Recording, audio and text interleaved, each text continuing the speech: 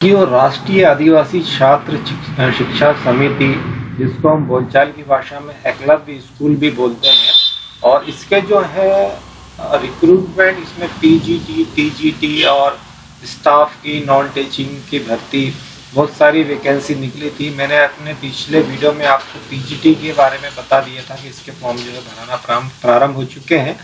और आज के इस वीडियो में हम देखेंगे कि जो टीजीटी है और हॉस्टल वार्डन, इसकी जो अप्लाई की लिंक है वो भी यहाँ पर स्टार्ट कर दी गई है।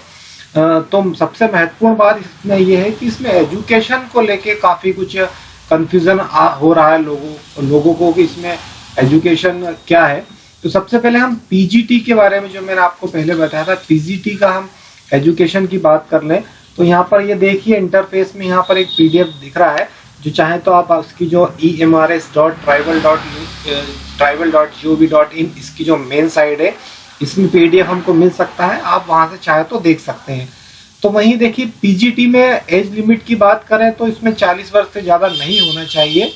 इसके अलावा इसे जो क्वालिफिकेशन जो दे रहा है, इसेंशियल क्वालिफिकेशन जो दे रहा है, इसमें पोस्ट ग्रेजुएट होना चाहिए। जो भी, जैसे इंग्लिश में, यदि पीजीटी इंग्लिश में है तो आपका मास्टर डिग्री इंग्लिश में होना चाहिए, हिंदी है तो हिंदी, फिजिक्स, केमिस्ट्री, मतलब जिस भी विषय में आप अप्लाई कर रहे हैं उस विषय में आपके पास पीजी की डिग्री होना आवश्यक है। कॉमर्स में है तो आपका कॉमर्स एमकॉम से होना चाहिए, अलग अलग जो भी आप अप्लाई कर रहे हैं। साथ ही इसमें जो है बीएड की अनिवार्यता कर दी गई है। मतलब यदि आप पीजीटी के लिए अप्लाई कर रहे हैं तो इसमें आपको पोस्ट ग्रेजुएशन यानी पीजी के साथ साथ बीएड होना आवश्यक है, अनिवार्य है। वहीं इसमें पीजीटी में कंप्यूटर साइंस की बात की जाए तो कंप्यूटर साइंस में जो है एमएससी कंप्यूटर साइंस या एमसीए आपके पास होना चाहिए, इसमें बीएड की अनिवार्यता नहीं है। तो पीजीटी के सारे जो सब्जेक्ट्स हैं उसमें आपका पीजी होना चाहिए और बीएड होना चाहिए, परंतु एमएससी कंप्यूटर साइंस में केवल जो पीजीटी कंप्यूटर साइंस की वैकेंसी है उसमें सिर्फ एमएससी या एमसीए मांगा गया है। तो इस बात का आपको बिल्कुल से ध्यान रखना है और मेरा निवेदन है कि आप ये मेरे वीडियो को पूरा देखिए, क्योंकि इसमें एक एक जो टॉपिक है बहुत ही इम्पोर्टेंट है। वहीं बात की जाए अकाउंटेंट की, तो अकाउंटेंट में जो है मैक्सिमम एज जो है वो 30 ईयर्स बताई गई है।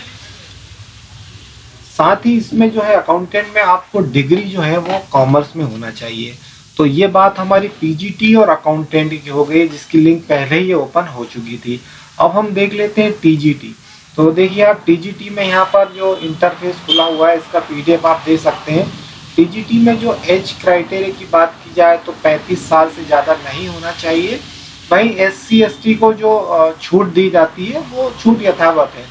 तो इसमें जो है आपके पास जो है बैचलर की डिग्री मांगी गई है, और इसके अलावा बैचलर के अलावा आपके पास बीएड होना चाहिए। साथ ही जो इसमें जो सब्जेक्ट्स हैं, अलग अलग सोशल स्टडीज़ हैं, और इसके अलावा हिंदी है, हिंदी लैंग्वेज है, मैथ्स है, साइंस है, सोशल साइंस है। इसमें एक सीटीईटी जो प्रमाण पत्र होता है उसकी अनिवार्यता भी है। तो यदि आप पीजीईटी के लिए अप्लाई कर रहे हैं तो आपके पास ग्रेजुएशन होना चाहिए, बीएड होना चाहिए, और सीटीईटी जो सर्टिफिकेट होता है, central test teacher eligibility test, वो आपका पास होना चाहिए। तो ये जो है टीजीटी में बात हो गई। लेकिन टीजीटी में कुछ ऐसी पोस्ट है, जैसे कि हम फिजिकल एजुकेशन की बात करें तो फिजिकल एजुकेशन में आपका जो है बीपीएड ही मांगा गया है, इसमें सीटीईटी की अनिवार्यता नहीं है। इसमें टीजीटी में लाइब्रेरियन की भी है, तो लाइब्रेरियन में जो है आपका जो बी लिव होता है वो मांगा गया है। तो आपको, और इसके अलावा एक हॉस्टल वार्डन की पोस्ट है, इसमें सिर्फ ग्रेजुएशन मांगा गया है। तो जिन लोगों का बीएड नहीं है वो हॉस्टल वार्डन के लिए अप्लाई कर सकते हैं। तो जहाँ तक मेरे हिसाब से जो है एजुकेशन की बात की जाए तो आप समझ गए होंगे कि इसमें मैं संक्षिप्त में एक बार बता देता हूँ कि जो पीजीटी है उसके लिए आपके पास यूजी पीजी के साथ बीएड होना चाहिए। वहीं टीजीटी जो है, टीजीटी में आपके पास बीएड, ग्रेजुएशन और सीटीईटी का जो पात्रता प्रमाण पत्र होता है, यानी सीटीईटी के जो एग्जाम होते हैं वो पास की गई हो। यदि आप सिर्फ केवल ग्रेजुएट पास हैं तो आप हॉस्टल वार्डन के लिए अप्लाई कर सकते हैं। तो साथियों, ये एजुकेशन के लेकर जो बहुत से लोगों को कंफ्यूजन हो रहा था, तो शायद अब इस वीडियो के माध्यम से आपको इसकी क्लैरिटी हो चुकी होगी। वहीं फीस की बात कर ली जाए तो टीजीटी की जो फीस है वो 1500 रुपये है और SC/ST के लिए इसमें कोई शुल्क नहीं रखा गया है। वहीं हॉस्टल वार्डन की हम बात की जाए तो हॉस्टल वार्डन में जो है आपके पास जो है 1000 रुपये फीस होना चाहिए, 1000 फीस है और SC/ST के लिए इसमें कोई शुल्क नहीं गया है। टीजीटी और हॉस्टल वार्डन की बात हम करें तो इसमें जो अंतिम तिथि है वो 18 अगस्त है।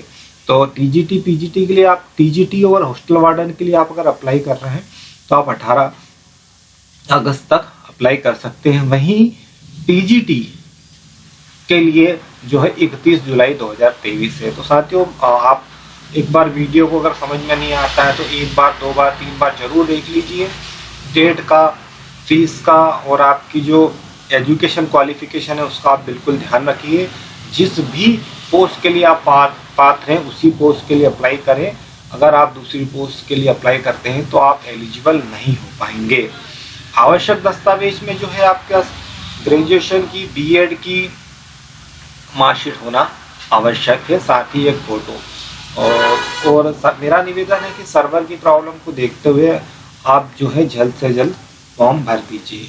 एक बार डेट में आपको पुनः बता देता हूँ, पीजीटी की जो है 31 जुलाई है। वहीं हॉस्टल वार्डन और टीजीटी की यदि जो बात की जाए तो उसकी जो है 18 अगस्त तक आप अप्लाई कर सकते हैं। तो साथियों आज के लिए इतना ही। धन्यवाद। वीडियो अगर पसंद आया है तो शेयर करिए, लाइक करिए, सब्सक्राइब कर लीजिए। धन्यवाद। जय हिंद, जय भारत।